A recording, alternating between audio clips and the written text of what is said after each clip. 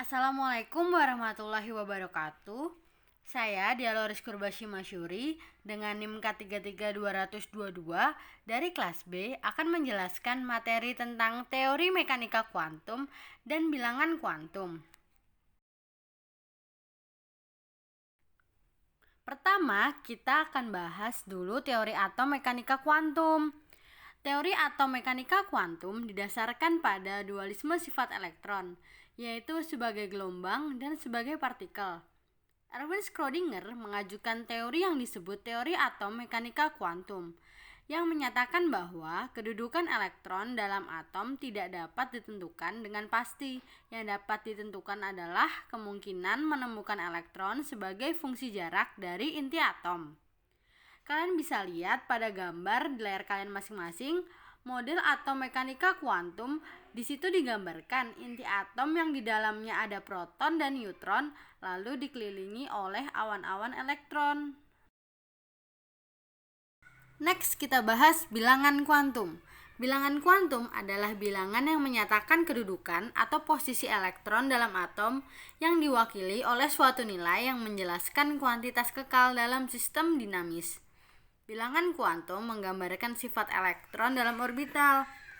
Kalian masih ingat nggak bilangan kuantum ada berapa macam? Ayo diingat-ingat dulu ya.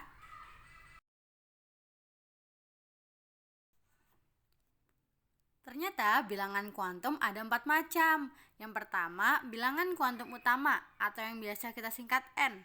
Yang kedua, bilangan kuantum azimut, biasanya kita singkat L. Yang ketiga, bilangan kuantum magnetik yang biasanya kita singkat M. Dan yang terakhir, bilangan kuantum spin yang biasanya kita singkat S. Oke, kita bahas yang pertama dulu ya, yaitu bilangan kuantum utama atau yang biasa kita singkat N. Bilangan kuantum ini menyatakan tingkat energi utama elektron dan sebagai ukuran kebolehjadian ditemukannya elektron dari inti atom. Jadi, bilangan kuantum utama sama dengan tingkat energi elektron atau orbit menurut teori atom Bohr. Bilangan kuantum utama merupakan jarak yang dihitung dari inti atom sebagai titik nol. Semakin besar nilai N, maka semakin besar ukuran orbital dan semakin tinggi tingkat energinya. Jika sebuah elektron berada di kulit atom K, artinya ia memiliki nilai N1. Jika berada di kulit atom L, artinya ia memiliki nilai N2. Begitu seterusnya.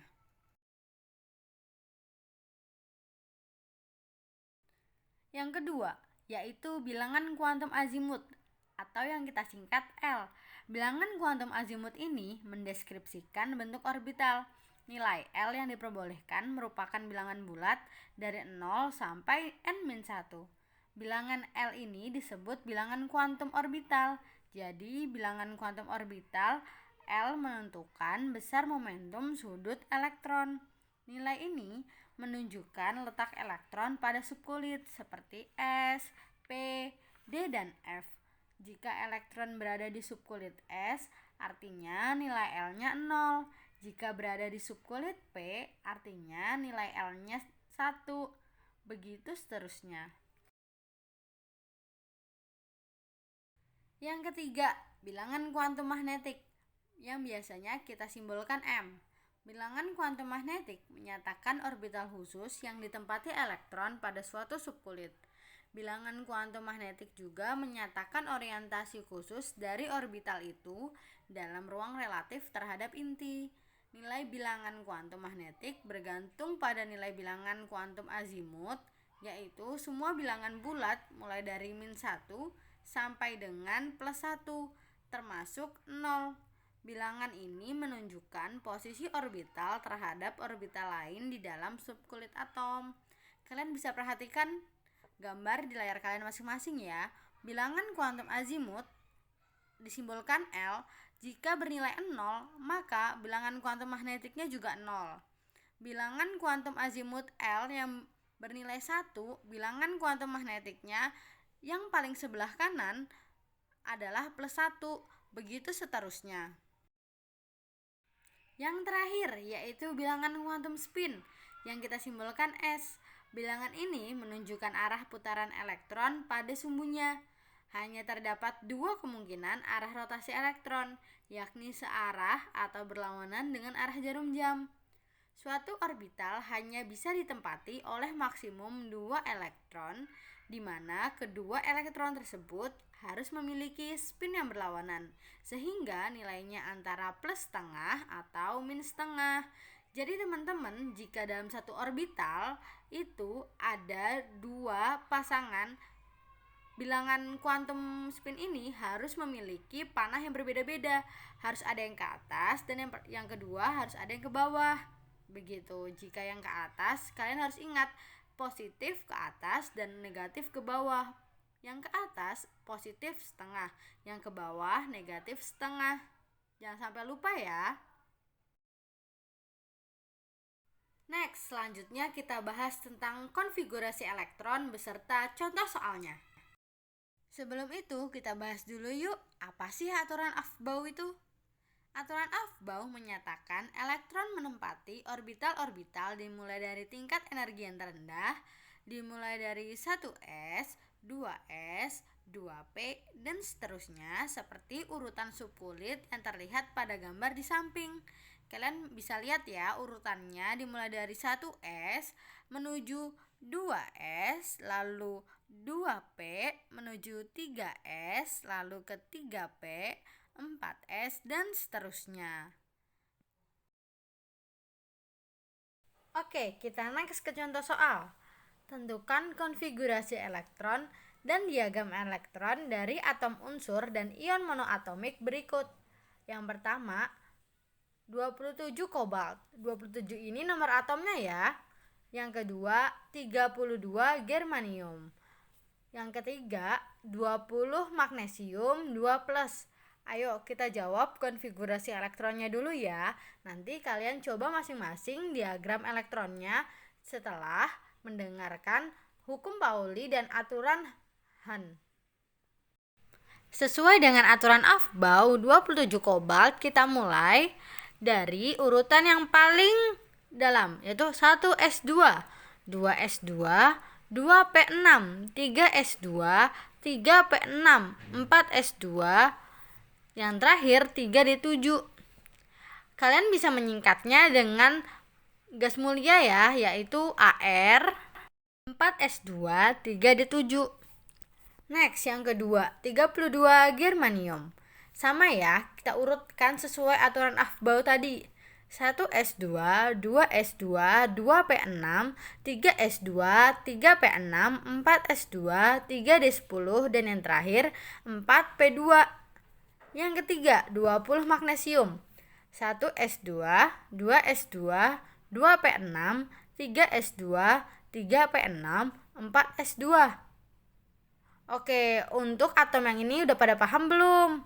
Ayo kita pahami pelan-pelan ya. Selanjutnya yang terakhir ialah ion monoatomik. 20 magnesium 2+. 1s2, 2s2, 2p6, 3s2, 3p6. Ada perbedaan dengan 20 magnesium dan 20 magnesium 2+. 20 magnesium 2+ merupakan sebuah ion. Jadinya ia mengurangi atau mengeluarkan 2 elektron dari kulit terluarnya. Sebuah unsur yang stabil, dia akan berakhir berkonfigurasi 4s2 untuk 20 magnesium. Tetapi karena ion magnesium 2+ melepas 2 elektron dari kulit terluarnya, akhirnya konfigurasinya berakhir sampai 3p6. Next, kita berlanjut ke contoh soal yang kedua. Bagaimana konfigurasi elektron dari unsur hidrogen, helium, nitrogen, dan skandium dengan nomor atom hidrogen adalah 1, helium 2, nitrogen 7, dan skandium 21. Yuk kita jawab satu persatu. Yang pertama, hidrogen dengan nomor atom 1. Hidrogen dengan nomor atom 1 memiliki konfigurasi 1s1. Maaf ya teman-teman, itu seharusnya satunya 1 di depan, S lalu pangkat 1, bukan sejajar seperti itu. Yang kedua, helium dengan nomor atom 2 berkonfigurasi elektron 1s2.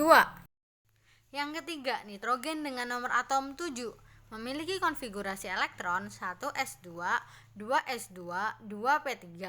Dan yang terakhir, skandium dengan nomor atom 21 dengan konfigurasi elektron 1s2, 2s2, 2p6, 3s2, 3p6, 4s2, dan 3d1.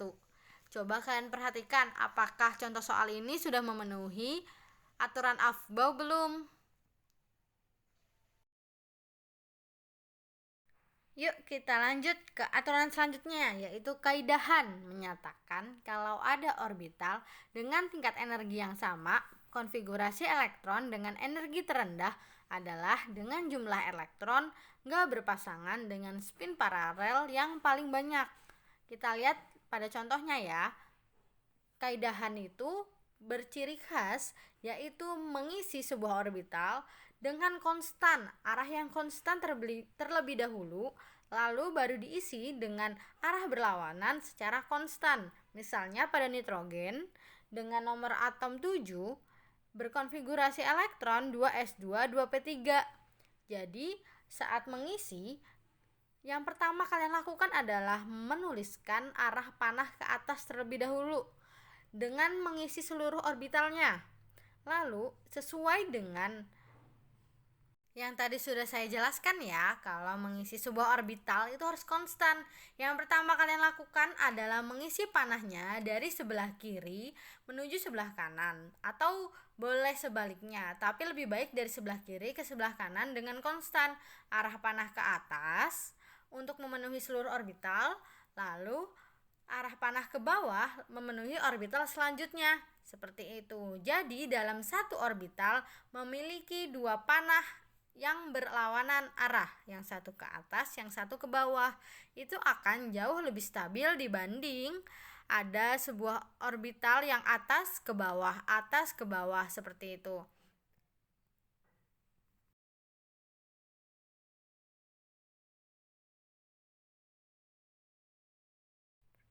Yang terakhir, asas larangan Pauli menyatakan bahwa tidak ada dua elektron dalam satu atom yang memiliki keempat bilangan kuantum yang sama. Setiap orbital maksimum diisi oleh dua elektron yang memiliki spin yang berlawanan. Yang pertama plus setengah dan yang kedua min setengah.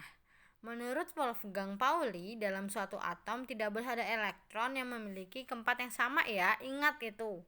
Jadi bilangan kuantum spin harus berlawanan, ke atas dan ke bawah, bukan ke bawah dua-duanya atau ke atas dua-duanya.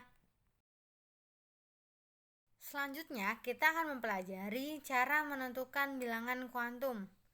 Contohnya, belerang dengan nomor atom 16 memiliki konfigurasi elektron 1s2, 2s2, 2p6, 3s2, 3p4.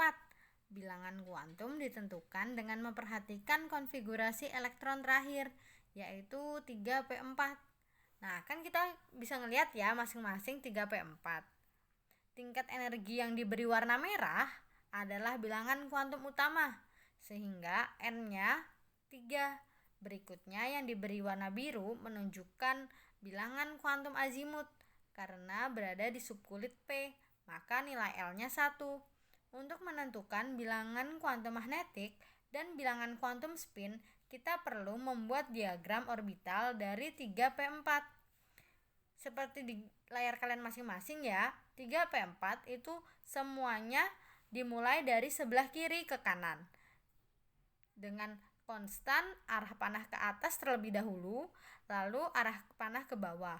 Perhatikan elektron terakhir pada diagram orbital di atas.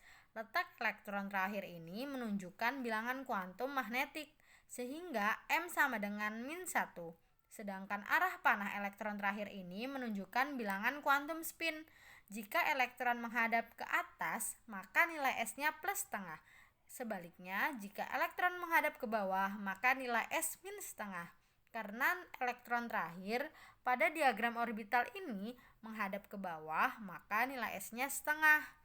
Tapi jangan lupa ya, pakai min setengah. Jadi, kalau ke bawah, S-nya min setengah.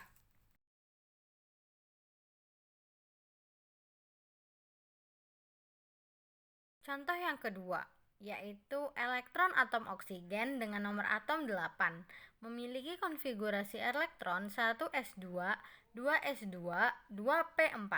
Letak elektron terakhir berada pada subkulit dengan energi paling tinggi, yaitu 2p4. Harga 4 bilangan kuantum dari 2p4 masing-masing adalah N sama dengan 2, L sama dengan 1, M sama dengan min 1, dan S sama dengan min setengah. Ayo kita lihat dulu gambar yang ada di layar ya. 2p4, 2 menyatakan kulit atom, P menyatakan subkulitnya, 4 menyatakan banyak elektron yang menempati orbital P. Lalu bilangan kuantum magnetik terletak pada kotak yang pertama, yaitu menunjukkan arah panah yang terakhir, yaitu arah panah ke bawah, yaitu min 1. Dan spin pada orbital min 1 itu yaitu mengarah ke bawah ya, jadi min setengah.